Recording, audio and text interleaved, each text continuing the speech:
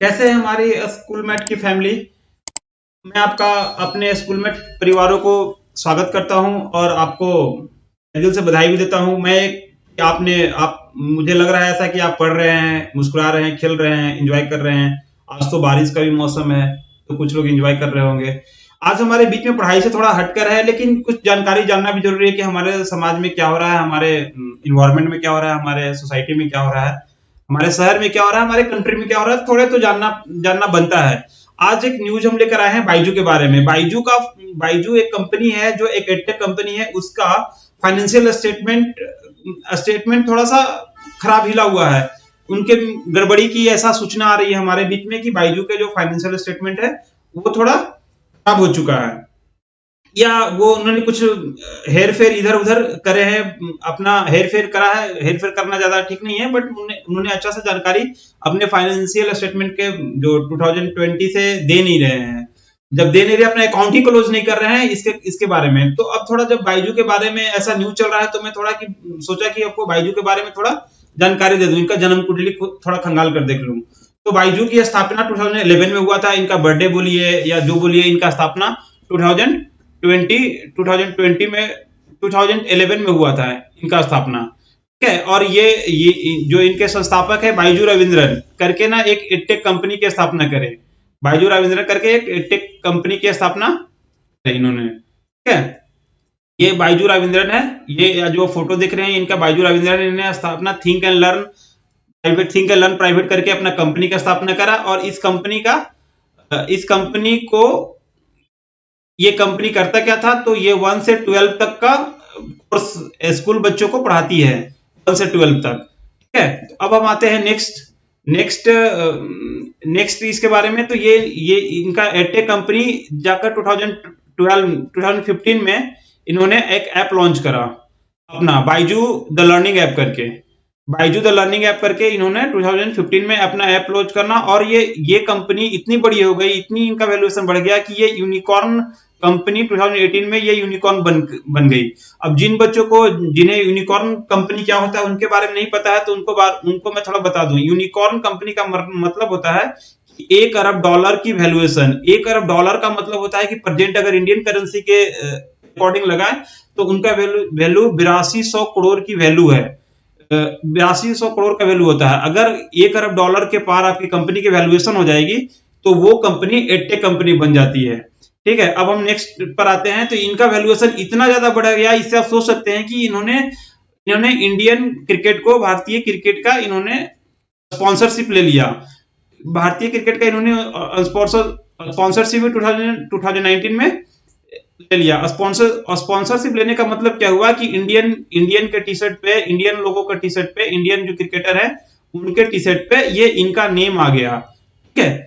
ये बाइजू जो है भारतीय क्रिकेट का भी स्पॉन्सर कर लिया। समझ लीजिए इनका कितना बड़ा वैल्यूएशन हो गया, कितना कितना बड़ा हो गया। ठीक है। और इनके बारे में और जानकारी लेते हैं।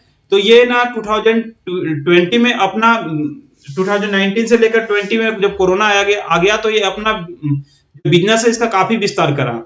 बिजनेस का इन्होंने काफी विस्तार करा। इन्होंने आकाश को खरीद लिया, व्हाइट हेड जूनियर को खरीदा 2011 से 13 में। 2021 में करीब करीब 13 कंपनी 2021 में करीब करीब 13 कंपनी का इन्होंने हायर करा, कंपनी को अपने में मर्ज कर लिया, अपने में खरीद लिया। और इन्होंने अपना IIT JEE UPSC junior engineer every field में सारे को बढ़ाने के लिए इन्होंने अपना बिजनेस को काफी विस्तार कर दिया।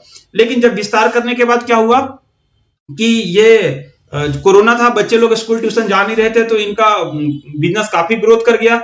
लेकिन जैसे ही कोरोना खत्म हुआ तो सारे बच्चे ऑनलाइन पढ़ने से उब गए थे, और वो पढ़ना चाह नहीं रहे थे, समझ नहीं आ रहा था उनको ऑनलाइन। तो सारे बच्चे ने शिफ्ट कहां कर गए, ऑफलाइन इंस्टीट्यूट के लिए। अब ऑफलाइन के लिए आ गए, तो इनका जो फाइनेंशियल स्टेटमेंट था वो थोड़ा खराब होने लगा। जब फाइनेंशियल स्टेटमेंट खराब होने लगा तब इनके पास प्रॉब्लम तब स्टार्ट हुआ। इसके बाद स्टार्ट हुआ तो इन्होंने 2021 से अभी तक अपना क्लोजिंग डेटा दिया ही नहीं। अपना जो खाता बुक होता है, खाता बही बोले या खाता बुक जो होता है, उन्होंने जमा ही नहीं करा। तो इसके कारण ईडी लोग का इसमें कुछ गड़बड़ी का आसास हुआ, और उन्होंने ईडी इनके दफ्तरों में छापा जाके मारा। और ऐसा बताया जाता है कि इन्हें डिजिटल डेटा को चेक करा गया है। लेकिन ये जो बाइजू रविंद्रन है, कंपनी के द्वारा इन्हें बताया गया ऐसा कुछ भी डेटा, ऐसा कुछ भी हेराफेरी नहीं करा गया है। लेकिन फिर भी अगर आपने अकाउंट क्लोजिंग स्टार्ट हर एक एवरी ईयर के अंत में आपको अपना अकाउंट का स्टेटमेंट देना होता है, वो जमा नहीं कर रहे हैं, इसका मतलब कि आप फाइनेंशियल गड़बड़ी कर रहे हैं। पहले उससे आप दे पहले जो आपका स्टेटमेंट है उसको दे नहीं रहे हैं, तो आप पीछे बैकडेट में जाकर अपना फाइनेंशियल स्टेटमेंट को एडिट कर सकते हैं।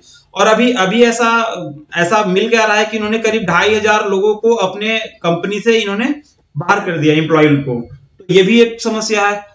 और दूसरी देखते हैं कि ये हुआ क्या, ये कोरोना के समय करीब करीब अपना बिजनेस विस्तार के लिए, कोरोना के समय बिजनेस विस्तार के लिए एफडीआई इनको करीब एफडीआई करीब इनके खाते में एफडीआई करीब 28,000 करोड़ का एफडीआई बाहर से फॉरेन रिजर्व से आया, ठीक है, 28,000 करोड़। और अपने बिजनेस विस्तार के लिए साथ साथ 9,754,000 करोड़ रुपए इन्होंने बाहर भी भेजा। बट ये इनका कोई भी लेखा जोखा अभी गवर्नमेंट के पास अवेलेबल नहीं है। इसके कारण ना गवर्नमेंट इनके ऊपर थोड़ा सा सख्ती बरत रही है, और ईडी का रेड इनके ऊपर, इनके घर में और इनके दफ्तरों पे छापा चल रहा है बाइजू रविंद्रन के।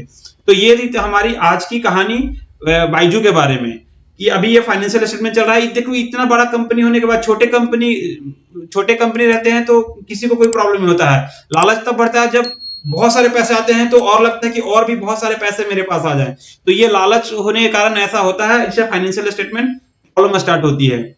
ये था हमारा आज का न्यूज और कुछ इधर उधर की बातें। तो आप होप कि आप लोग बहुत अच्छे से रह रहे होंगे, एंजॉय कर रहे होंगे। तो फिर मिलते हैं नेक्स्ट एपिसोड में अगले दिन।